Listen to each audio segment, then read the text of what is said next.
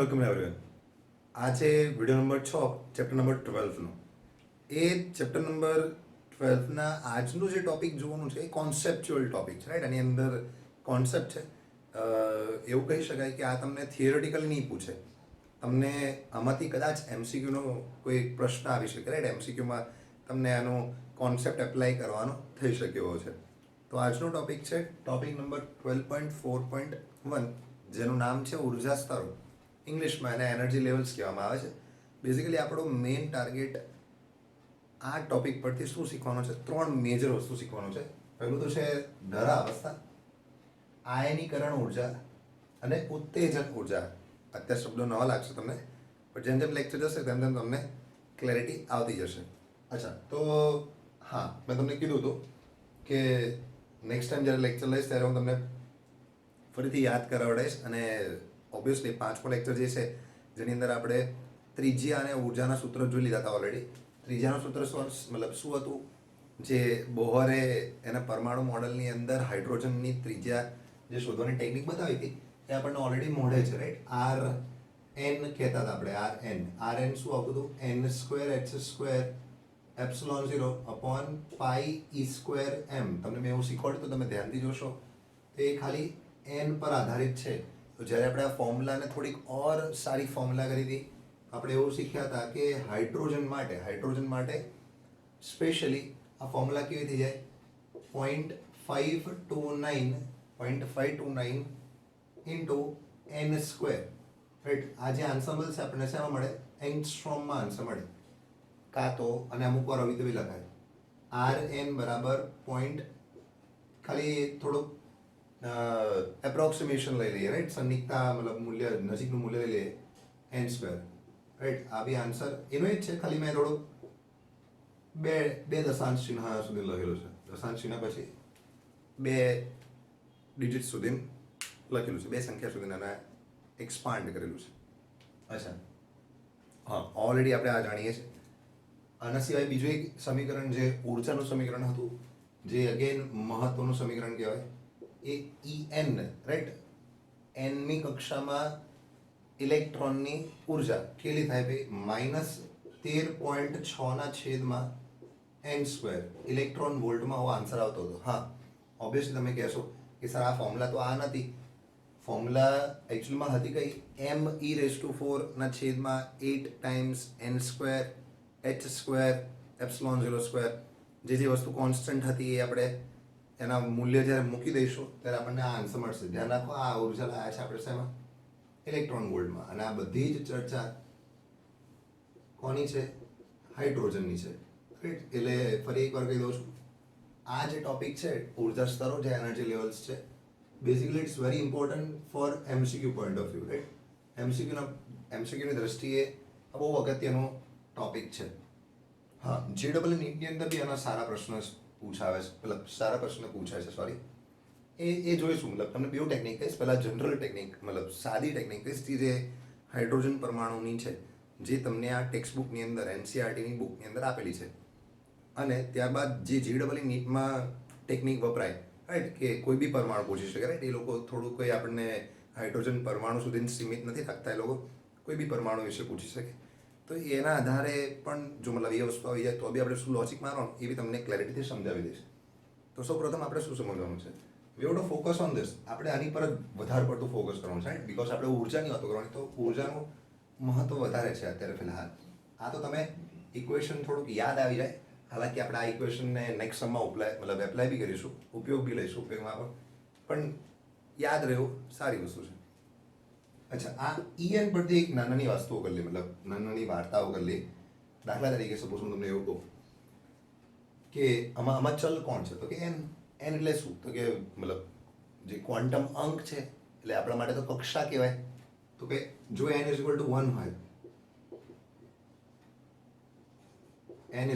હોય, તો આપણને E1 મળે. એટલે પ્રથમ કક્ષામાં હાઇડ્રોજન પરમાણુની ઉર્જા એવું કહી શકાય, પ્રથમ કક્ષામાં કેટલી થાય. અને n મૂકી દો 1, તો ડાયરેક્ટ આન્સર મળશે -13.6 ઇલેક્ટ્રોન વોલ્ટ. સિમ્પલ. આ જ રીતે જો n = 2 હોય તો E2 શું મળે? -13.6/4, રાઈટ? એટલે કરીબ 3.4 ની આસપાસ મળશે. હાલાકી મને આન્સર ખબર છે, પણ તોય ખાલી કેલ્ક્યુલેટરમાં ક્રોસ ચેક કરી લઈએ આપણે. 13.6 ભાગ્યા 4, તો આપણને આન્સર મળશે 3.4. તો આપણને આન્સર મળ્યો 3.4 ઇલેક્ટ્રોન વોલ્ટ. અગેન ફરી એકવાર રિપીટ કરી દઉં છું. આ શું છે? બીજી કક્ષાની ઉર્જા, મતલબ સેકન્ડ લેવલ. બીજું લેવલ હોય તો ત્યાં આગળ ઉર્જા કેટલી હોય, કોની છે એ પછીની વસ્તુ છે, મતલબ તમને ધીરે ધીરે ખબર પડી જશે. માન લો જો n = 3 લઈએ તો ઓબ્વિયસલી આપણને E3 મળશે -13.6/9. તો આપણને કેટલો આન્સર મળશે? 13.6/9. તો આપણને આન્સર મળશે 1.51 ઇલેક્ટ્રોન વોલ્ટ. આ જ રીતે હજુ જો સપોઝ આપણે આગળનું વિચારવું હોય તો E4 બરાબર શું મળે? -13.6/16, right? I think so 0.85 something મળવું જોઈએ. જોઈ લઈએ કદાચ હું. હા, 0.85 ઇલેક્ટ્રોન વોલ્ટ. અચ્છા, આ રીતે તમે ઘણી બધી ઉર્જાઓ શોધી શકો. મતલબ માન લો કે તમે અનંત સુધી બી જઈ શકો. તો જો માન લો એની વેલ્યુ અનંત લઈ લો તો એ અનંતનો વર્ગ શું થઈ જાય? અનંત. અને છેદમાં અનંત હોય તો આન્સર કેટલો થઈ જાય? 0. ઇનફાઇનાઇટ બરાબર 0 ઇલેક્ટ્રોન વોલ્ટ, રાઈટ? આવ તો આપણને ખ્યાલ આવી જાય. ચલો, હવે આ વસ્તુ મેં કેમ શોધી હશે એનું બી કારણ છે કે આપણે ઉર્જા સ્તરો, ઉર્જાના લેવલો, ઉર્જાની કક્ષાઓ, મતલબ સોરી, જે અલગ અલગ કક્ષાઓ હોય, વિવિધ કક્ષાઓ, એની અંદર ઉર્જા કેટલી હશે આપણે શીખવાનું છે. બેઝિકલી આપણો ફોકસ મેઇન ફરી એકવાર હાઇડ્રોજન પરમાણુ પર જ છે, રાઈટ? તો હાઇડ્રોજન પરમાણુ જ્યારે હું ઉર્જા સ્તરો દોરું એની પરથી તમને ખ્યાલ આવશે, એની પરથી તમને ઇન્ફોર્મેશન બધી આપીશ. તો એનો ઉર્જા સ્તરો એમાં કઈ વસ્તુ જાણવા લાયક છે જે ઓલરેડી મેં મેન્શન કરી હતી. એટલે આ બધી વસ્તુ હું તમને જ્યારે કોન્સેપ્ટ શીખવાડીશ ઉર્જા સ્તરો, એની અંદર આપણે એ કોન્સેપ્ટોને खोलिशु. चलिए एक स्टेप और आगे बढ़ते हैं. अच्छा, तो अगर मेरे को ड्रॉ करने को बोले तो हाइड्रोजन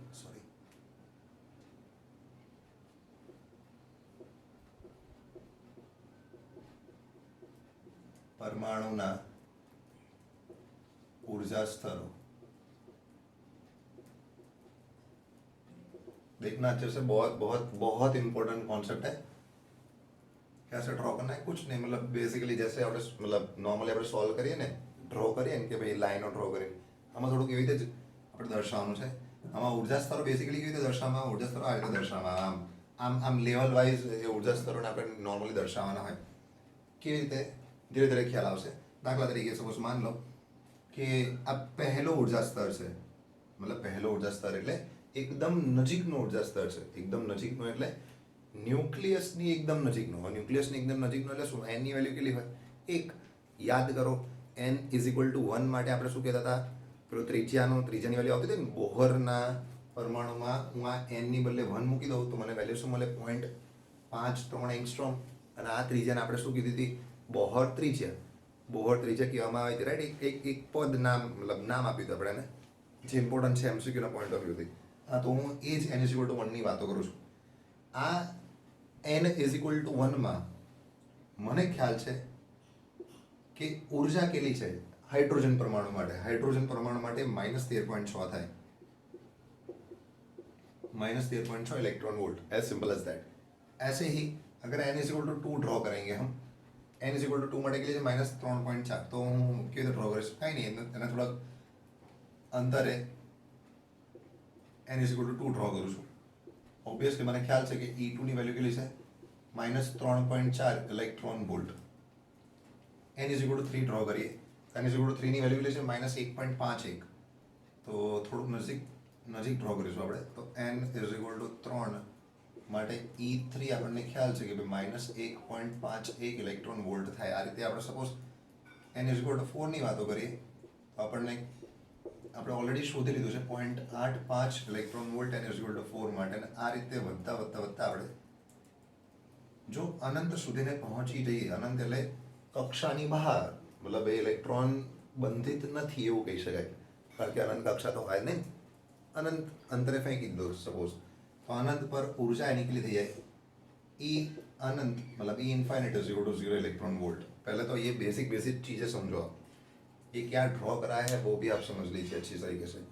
कुछ नहीं, सिर्फ लेवल्स ड्रॉ करे मैंने, બે આ સ્તરો ડ્રો કર્યા છે અલગ અલગ, રાઈટ, વેરી ઇઝી. તો આ સ્તરો પરથી તમને પહેલી વસ્તુ તો તમને ડાયરેક્ટલી ખબર પડી જશે, જે આપણે ત્રણ વસ્તુ પૈકી પહેલી વસ્તુ ધરા અવસ્થા. ધરા અવસ્થા એટલે શું? ઇંગ્લિશમાં કહેવાય ગ્રાઉન્ડ સ્ટેટ, રાઈટ, અને ઇંગ્લિશમાં કહેવાય ગ્રાઉન્ડ સ્ટેટ. ગ્રાઉન્ડ સ્ટેટ એટલે શું? મતલબ ધરા અવસ્થા એટલે શું? ધરા અવસ્થા એટલે ન્યુક્લિયસની એકદમ નજીકમાં નજીક, મતલબ નિમ્ન, એવું કહી શકાય કે એવો સ્તર કાં તો એવી અવસ્થા કે જેની અંદર ઉર્જા કેવી હોય, એકદમ નિમ્ન, ઓછામાં ઓછી ઉર્જા જ્યાં આગળ હોય એ अवस्था ने अपने धरा अवस्था कहेवाय बेसिकली. अच्छा, और अच्छी तरीके से डिफाइन करना हो, मतलब और अच्छी तरीके से व्याख्यात करવું હોય તો કેવી રીતે કરાય?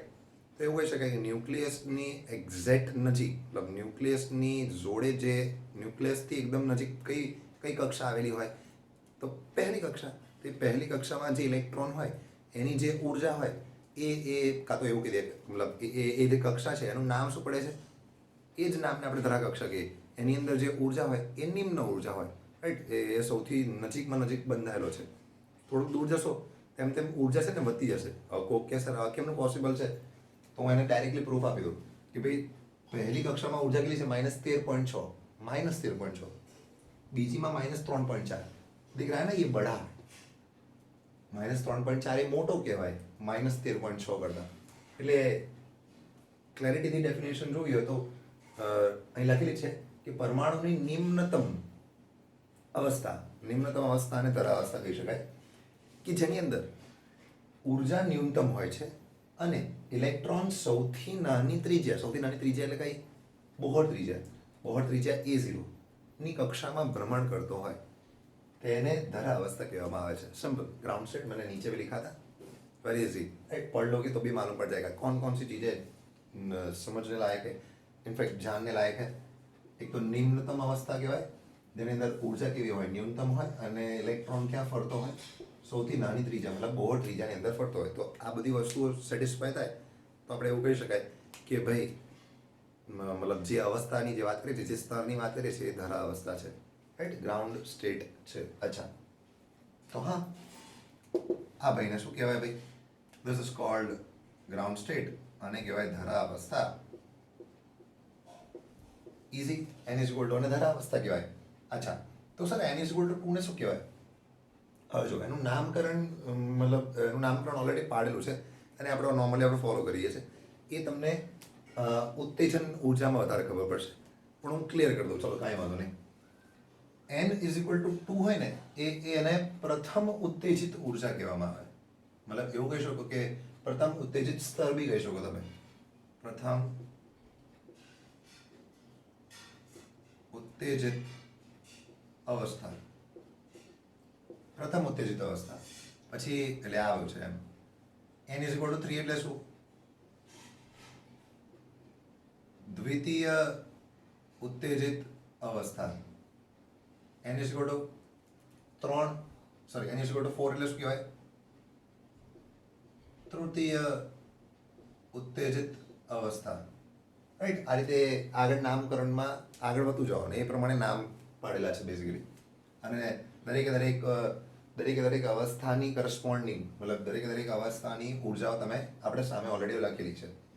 અચ્છા, ઓકે, તો હવે આપણે જે જોવાનું છે તે આયનીકરણ ઉર્જા છે. આયનીકરણ ઉર્જા એટલે કેમેસ્ટ્રીની અંદર આ શબ્દ જે આયનીકરણ છે એ ઘણી બધી વાર તમે ઉપયોગમાં લીધો હશે. આયનીકરણ એટલે શું? આયનીકરણ એટલે જે તે વસ્તુ બંધાયેલી હોય, નોર્મલી કોણ બંધાયેલું હોય? ઇલેક્ટ્રોન જે ન્યુક્લિયસ સાથે બંધાયેલો હોય એને ત્યાંથી મુક્ત કરી દેવાનો. દાખલા તરીકે સપોઝ હું તમને એવું કહું કે કોઈ ઇલેક્ટ્રોન છે કે જે પ્રથમ, મતલબ n ઇઝ ઇક્વલ ટુ 1 ધરા અવસ્થાની અંદર છે એમ, તો હું તમને એવું પૂછું, મારે એને આયનીકરણ કરવું છે. હજુ ઓર ક્લિયર વસ્તુ સમજો આયનીકરણ એટલે શું. સપોઝ ચલો આપણે પહેલાં ડેફિનેશન જોઈ લે, પછી કદાચ એનો કોન્સેપ્ટમાં થોડુંક ડિટેલમાં જોઈશું. બાકી ડાયરેક્ટલી એક્ઝામ્પલ થ્રુ આપણે એને પકડી શકીએ છીએ. Never mind. આયનીકરણ એટલે શું કે કોઈ બી ઇલેક્ટ્રોનને તેની પોતાની કક્ષામાંથી હંમેશા માટે मुक्त करवा માટે આપવી પડતી ऊर्जाને, मतलब सिंपल लॉजिक है, मैं वही समझाने जा रहा था आपको कि मान लीजिए आपके पास कोई इलेक्ट्रॉन है, सपोज તમારી પાસે એક ઇલેક્ટ્રોન છે કે જે અત્યારે ધરા અવસ્થાની અંદર છે. ધરા અવસ્થામાંનો ઇલેક્ટ્રોન હોય અને તમારે એને એનું આયનીકરણ કરવું હોય, મતલબ તો એને કેટલી ઉર્જા આપવી પડે? અત્યારે તો એ સમાયેલો છે, અત્યારે એ બંધાયેલો છે પ્રથમ ઉર્જા સાથે, પ્રથમ કક્ષા સાથે, સોરી. તો આપણે એને શું કરવું પડે? ભાઈ એને મુક્ત કરવાનો અર્થ ઇનડાયરેક્ટલી શું થાય? શબ્દ એવો વાપરવાનો, જ્યારે મુક્ત કરવાની વસ્તુ આવે એનો મતલબ એક જ થયો કે ભાઈ તેને પરમેનન્ટલી ફ્રી કરી દેવાનો, પરમેનન્ટલી મુક્ત કરી દેવાનો. પરમેનન્ટલી મુક્ત કરવો એટલે આપણે એને ક્યાં મોકલવો પડે? અનંત અંતરે મોકલવો પડે. અનંત અંતરે એટલે ક્યાં આગળ? n is equal to infinite. તો સિમ્પલ લોજિક. અહીં આગળ છે, એને અહીંથી મારે અહીં ઉપર મોકલવો હોય તો કેટલી ઉર્જા આપવી પડે? ઓબ્વિયસલી ઉર્જા આપવી પડે. અને કેમ ઉર્જા આપવાની સર?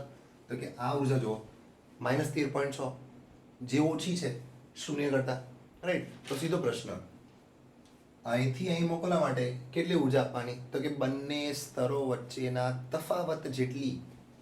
ટૂંકમાં મારે એને અહીંથી આમ ઉપર મોકલવો હોય તો ઉર્જા પ્રદાન કરવી પડે, જેથી કરીને એવો અહીંથી અહીં આવી જાય. તો કેટલી પ્રદાન કરવી પડે? તો કે તફાવત જેટલી. એ તફાવત કેટલી છે એમ, મતલબ એ આપવી પડતી ઉર્જા અહીં કેવી રીતે શોધી શકાય? એક ટેકનિક શીખવાડું. આપવી પડતી ઉર્જા બરાબર કેટલી થાય? વધારે જે સ્તરની ઉર્જા વધારે હોય એમાંથી ઓછી ઉર્જાને બાદ કરવાની. As simple as that. તો વધારે ઉર્જા કોની પાસે છે? અનંત પાસે. એટલે 0 માઇનસ ધરાવસ્થાવાળી એટલે -13.6. ટૂંકમાં ડાયરેક્ટ આન્સર આવી જાય 13.6 ઇલેક્ટ્રોન વોલ્ટ. બાદ ખતમ. આ 13.6 ઇલેક્ટ્રોન વોલ્ટ જે છે એ વસ્તુને કહેવાય છે શું? એને છે ને નામ, અલગ અલગ નામ આપેલા છે. એ નામ તમને યાદ રહે તો સારી વસ્તુ છે. એ નામ શું આપેલું છે? તો કે અને પ્રથમ આયનીકરણ ઉર્જા કહેવામાં આવે. પ્રથમ આયનીકરણ ઉર્જા, હાઇડ્રોજન પરમાણુ માટેની પ્રથમ આયનીકરણ ઉર્જા. કેમ પ્રથમ આયનીકરણ? કારણ કે ઇલેક્ટ્રોન ક્યાં હતો? પ્રથમ ક્વોન્ટમ નંબરમાં, રાઈટ? કે જે n ઇઝ ઇક્વલ ટુ 1 માં. આ જ રીતે જો તમારે દ્વિતીય આયનીકરણ ઉર્જા શોધવી હોય, મતલબ દ્વિતીય આયનીકરણ ઉર્જાથી આપણે શું સમજીશું કે ભાઈ ઇલેક્ટ્રોન અત્યારે ક્યાં છે? દ્વિતીય કક્ષામાં. દ્વિતીય કક્ષામાંનો ઇલેક્ટ્રોન હોય તો એનું આયનીકરણ કરવું હોય તો એને પરમેનન્ટલી મુક્ત કરી દેવાનું. તો પરમેનન્ટલી બહારથી ઉર્જા આપવી પડે. કેટલી ઉર્જા આપવાની? ભાઈ આ બેના તફાવત જેટલી. આમ તો મને ખ્યાલ હતો કે મારે કેલ્ક્યુલેશન કરવાની જરૂર નથી, પણ તમને ખાલી પ્રોસેસ સમજાવવા માટે. બાકી ડાયરેક્ટ ખબર પડી જાય. 0 ઓછા -3.4 એટલે +3.4. ડાયરેક્ટલી ખબર પડી જાય કે ભાઈ આ પહેલી જે હતી એ કેટલી ઉર્જા આપવી પડે? 13.6 ઇલેક્ટ્રોન વોલ્ટ. આ કેટલી આપવી પડે? 3.4 ઇલેક્ટ્રોન વોલ્ટ. માન લો ત્રીજીમાં હોય તો ત્રીજીમાંથી પરમેનન્ટલી મુક્ત કરવું હોય તો કેટલી આપવી પડે? મતલબ એની જેટલી ઉર્જા હોય એ બંધાયેલો કેટલી ઉર્જાથી બંધાયેલો છે? ઋણ ઉર્જાથી બંધાયેલો છે. તો આપણે એને 0 કરવું હોય તો આપણે એટલું જ ધનમાં ઉર્જા આપવી પડે. Simple logic. આ વસ્તુ ઓલરેડી આપણે એક સમના મારફતે જોઈ હતી, એટલે તમને થોડીક વધારે ક્લેરિટી આવી જશે. આ સિમ્પલ કોન્સેપ્ટ છે. નામ ખાલી યાદ રાખજો કે ભાઈ આ જે 3.4 ઇલેક્ટ્રોન વોલ્ટ લાયા એનું કદાચ નામ તમને પૂછે, મતલબ તમને ઇનડાયરેક્ટલી આવા પ્રશ્ન આવી શકે છે MCQની અંદર. તો એને શું કહેવામાં આવે? દાખલા તરીકે આ પ્રથમ હતું, અમુક વાર એને મુખ્ય બી કહેવાય છે, રાઈટ? સમટાઈમ્સ પ્રિન્સિપલ, મતલબ મુખ્ય પણ કહેવામાં આવે, મુખ્ય આયનીકરણ ઉર્જા બી કહેવામાં આવે. અને 3.4 ઇલેક્ટ્રોન વોલ્ટ જે બીજી કક્ષાની છે એની માટે આપણે નામ આ રીતે મતલબ પાડ્યું છે કે દ્વિતીય આયનીકરણ ઉર્જા. એકદમ સિમ્પલ. આયનીકરણ ઉર્જા દ્વિતીય. તમે ઉપર જશો તો ભાઈ તૃતીય આવશે, પછી ચતુર્થ આવે, મતલબ એ રીતે તમે આગળ વધી શકો. હાલાકી એટલું દૂર તમને લઈ જશે નહીં. તો આ સિમ્પલ કોન્સેપ્ટ છે આયનીકરણ ઉર્જાનો. મેં એકદમ નાનું લખેલું છે, પછી હું તમને છેલ્લે જ્યારે સ્ક્રીનને પોઝ કરીને ફોટો, મતલબ તમને જે કન્ટેન્ટ કોપી કરવાનું કહીશ ત્યારે તમને ક્લેરિટી વધારે આવી જશે. આમ તો એવું તો લખ્યું છે જેથી કરીને તમને વંચાશે. રાઈટ? ધ લાસ્ટ કોન્સેપ્ટ જે આજના વિડીયોનો થિયરીનો લાસ્ટ પોર્શન છે એકચ્યુઅલીમાં, અને પછી આપણે એક સમ જોવાનો છે. એ છે ઉત્તેજન ઉર્જા. ઉત્તેજન ઉર્જા એટલે નામથી જ ખબર પડી તમને, પણ આમાં થોડીક ખાસિયત છે એની અંદર. તમારે નામ તો બરાબર છે, પણ પછી જ્યારે અવસ્થાની વાતો કરીશું ત્યારે તમારે બહુ ધ્યાન રાખવાનું છે. ઉત્તેજન ઉર્જાનો મતલબ શું થાય? ઉત્તેજન ઉર્જા એટલે કોઈ પર્ટિક્યુલર કક્ષામાં હોય, કોઈ બી ઇલેક્ટ્રોન કોઈ પર્ટિક્યુલર સ્તર ઉપર હોય એને એ સ્તર પરથી બીજા સ્તર ઉપર લઈ જવો હોય તો કેટલી ઉર્જા આપવાની? અગેન સેમ લોજિક, બંનેના તફાવત જેટલું. પણ હા, આયનીકરણમાં આપણે હંમેશા પણ એ મુક્ત કરી દીધા ત્યારે, મતલબ એને હંમેશા એનું જે કહીએ ને આપણે અંતિમ બિંદુ ફિક્સ હોય. અંતિમ બિંદુ શું હોય? અનંત. આમાં અંતિમ બિંદુ ફિક્સ ના હોય. એ આપણે મતલબ આપણને પ્રશ્ન પૂછે કે આપણે ડિસાઇડ કરવાનું, મતલબ તમે એવું પૂછે કે પ્રથમ ઉત્તેજિત ઉર્જા શોધીને બતાવો. પ્રથમ ઉત્તેજિત તો અલગ વસ્તુ થયું, દ્વિતીય ઉત્તેજિત તો અલગ વસ્તુ થયું. એ તમારે જોવું પડે, સમજવું પડે, પછી તમને એ વસ્તુનો ખ્યાલ આવે. રાઈટ? એ કોન્સેપ્ટ શું છે એ સમજી લો ફટાફટ. ઉત્તેજન ઉર્જા એટલે શું? ઇલેક્ટ્રોનને એક ઉર્જા કક્ષામાંથી બીજી ઉર્જા કક્ષામાં લઈ જવા માટે આપવી પડતી બાહ્ય ઉર્જાને. બહારથી કેટલી ઉર્જા આપીશું એમ, મતલબ સિમ્પલ લોજિક સમજ લો. આ જ એક્ઝામ્પલની અંદર તમને સમજાવી દઉં. સપોઝ માન લો તમને એવું પૂછે, રાઈટ, અલગ અલગ કોન્સેપ્ટમાં પૂછશે. દાખલા તરીકે હું સમજાવીશ તો પહેલાં તમે સમજો. પ્રથમ ઉત્તેજિત ઉર્જા, પહેલી વાત આનો મતલબ સમજવો પડે. પ્રથમ ઉત્તેજિત ઉર્જાનો મતલબ શું થાય? તો કે ક્યાં છે અને ક્યાં લઈ જવાનો છે. હંમેશા મતલબ જ્યાં સુધી મેન્શન ના કરે ને તમારે એને ધરા અવસ્થામાં લેવાનું. રાઈટ? જ્યાં સુધી મેન્શન ના કર્યો હોય એ હંમેશા ધરા અવસ્થામાં જ હોય. અને એવું લખ્યું છે ને પ્રથમ ઉત્તેજિત, એટલે એનો અર્થ શું થયો કે આપણે ધરા અવસ્થામાંથી પ્રથમ ઉત્તેજિતમાં લઈ જવાની છે. મતલબ ઇલેક્ટ્રોનને પ્રથમ ઉત્તેજિતમાં લઈ જવા માટે કેટલી ઉર્જા આપવી પડે? તો કે આ બેના તફાવત જેટલી. Again same logic.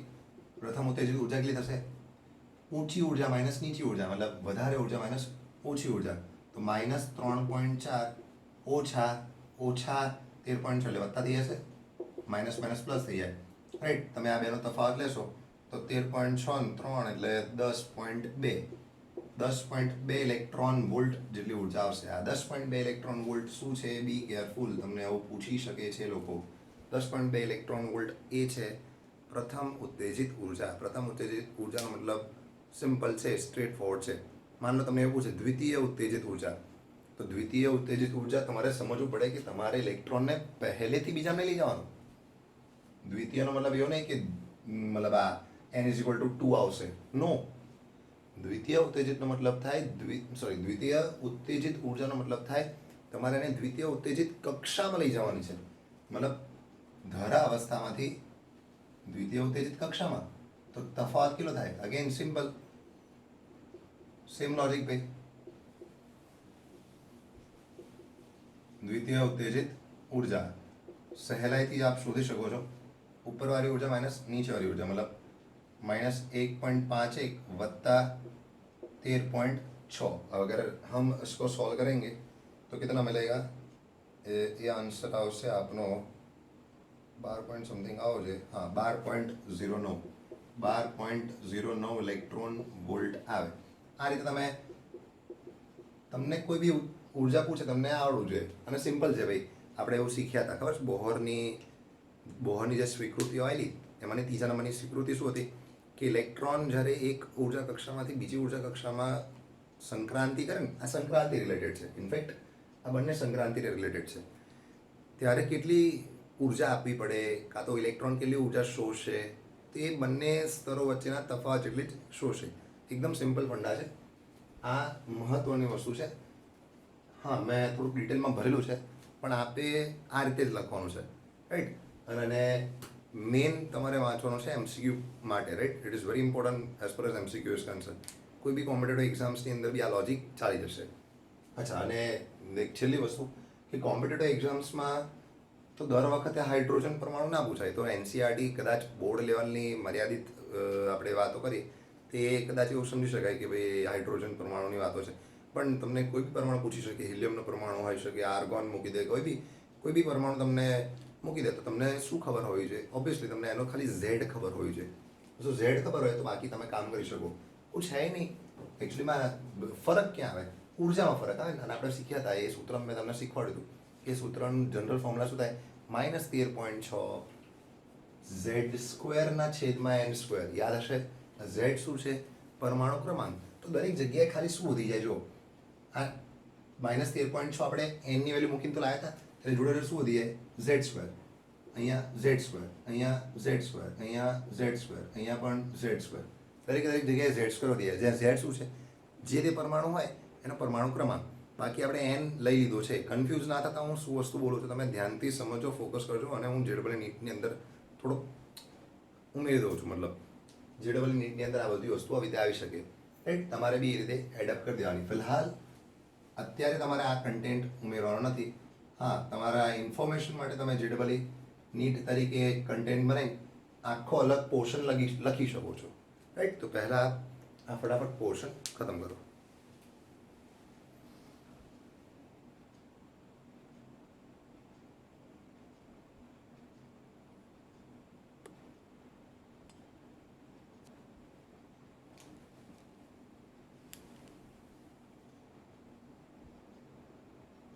ઓકે, તો હવે વાતો કરીશું આપણે એક ઉદાહરણની, જે એકચ્યુઅલીમાં એક વચ્ચે કોન્સેપ્ટમાં એક વચ્ચે લાઈક ઉદાહરણ બાકી રહી ગયું હતું. એ ઉદાહરણ નંબર 12.4 છે. આમ જોવા જઈએ ને તે ઉદાહરણ 12.4 એનસીઆરટી ટેક્સ્ટ બુકની અંદર 12.3ની મદદ લઈને કરવામાં આવ્યો છે, રાઈટ. ઉદાહરણ નંબર 12.3ની મદદ લઈને કરવામાં આવ્યો છે, પણ આપણે એને અલગ રીતે કરી શકીએ છીએ. એ કેવી રીતે કરવાનું, મતલબ એ આપણે આ ઇલસ્ટ્રેશન મતલબ આ ઉદાહરણની અંદર જોઈ લઈશું ફટાફટ. તો ઉદાહરણ 12.4ની અંદર રકમમાં શું આપેલું છે? તો હા, હાઇડ્રોજન પરમાણુમાં ઓબ્વિયસલી હાઇડ્રોજન પરમાણુની વાતો થશે. પ્રોટોનની આસપાસ ભ્રમણ કરતા ઇલેક્ટ્રોન વડે ઉત્સર્જિત પ્રકાશની પ્રારંભિક આવૃત્તિ ગણો, પણ વિદ્યુત ચુંબકીય વાદ અનુસાર, પ્રચલિત વિદ્યુત ચુંબકીય વાદ અનુસાર. તો પહેલાં તમને એવું ખબર હોય છે કે પ્રચલિત વિદ્યુત ચુંબકીય વાદ અનુસાર જે ઉત્સર્જિત આવૃત્તિ હોય, જે ઇલેક્ટ્રોન નોર્મલી શું કરે, આપણે એવું શીખ્યા હતા, યાદ હશે તમને, કે મેક્સવેલ અનુસાર કોઈ બી ઇલેક્ટ્રોન, કોઈ બી મતલબ ગતિમાન ઇલેક્ટ્રોન હોય, ગતિમાન વિદ્યુતભાર, એ હંમેશા પોતાની ગતિ દરમિયાન પોતાનામાંથી ઉર્જાનું ઉત્સર્જન કરે વિકિરણ સ્વરૂપે. બસ આ જ કીધું હતું. એ એવું પૂછે છે કે જે ઉર્જા મતલબ જે વિકિરણ ઉત્સર્જાશે એમની આવૃત્તિ કેટલી હશે એમ. એ ઉત્સર્જન આવૃત્તિ શોધવી હોય તો સિમ્પલ છે. જેટલી આવૃત્તિ એ ઇલેક્ટ્રોનની, એ વિદ્યુતભારની હોય, ભ્રમણ આવૃત્તિ કહેવાય છે ને, એટલી જ આવૃત્તિ વિદ્યુત ચુંબકીય વિકિરણની હોય. તો એ લોજિક પહેલાં લખી લઈશું આપણે એમ, રાઈટ. આપણે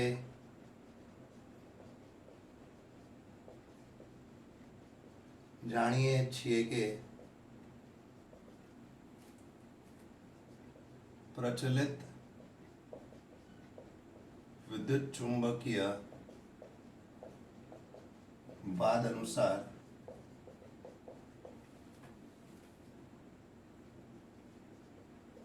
ઇલેક્ટ્રોન વડે ઉત્સર્જિત પ્રકાશની પ્રારંભિક, કતો આવૃત્તિ લખો તો હવે ચાલે, પણ પ્રારંભિક આવૃત્તિ એ તેની ભ્રમણ આવૃત્તિ જેટલી હોય છે. હવે સારું, ભ્રમણ આવૃત્તિ શોધવાની. તો ફરી એકવાર ખાલી ડાયાગ્રામ તમને સમજે તો આકૃતિ શું હતી આપણી પાસે, રાઈટ. માન લો કે ઇલેક્ટ્રોન અને આ પ્રોટોન, યાદ છે પ્રોટોનમાં પ્લસ ઈ અને ઇલેક્ટ્રોન ઓબ્વિયસલી માઇનસ ઈ. માન લો બંને વચ્ચે અંતર આર હતું અને એનો વેગ વી છે, તો એને ગોળ ગોળ ફરવું પડતું હતું. એ બધી ચર્ચાઓ આવશે એની અંદર, રાઈટ. તમારે આવૃત્તિ શોધવાની છે. આવૃત્તિ ક્યાંથી મળે તમારે સમજવું પડે. આ એક પ્રકારનો મતલબ ઝડપ જ છે. ઝડપ એટલે શું? અંતર ભાગ્યા સમય. હવે માન લો કે અહીંથી જ શરૂ કરીને જ્યારે અહીં આગળ પાછો આવે, અહીંથી જ શરૂ કરીને અહીં આગળ પાછો આવે તો એણે કેટલું અંતર કાપ્યું કહેવાય? પરિઘ જેટલું. હવે પરિઘ જેટલું અંતર કાપે તો એણે માર્યું તો એક ભ્રમણ ને, એક પરિભ્રમણ પૂરું કરવા માટે લાગતા સમયને આપણે શું કહીએ છીએ? આવર્તકાળ. તો એ જ કોન્સેપ્ટથી આપણે જઈશું. હવે ઝડપની વ્યાખ્યા અનુસાર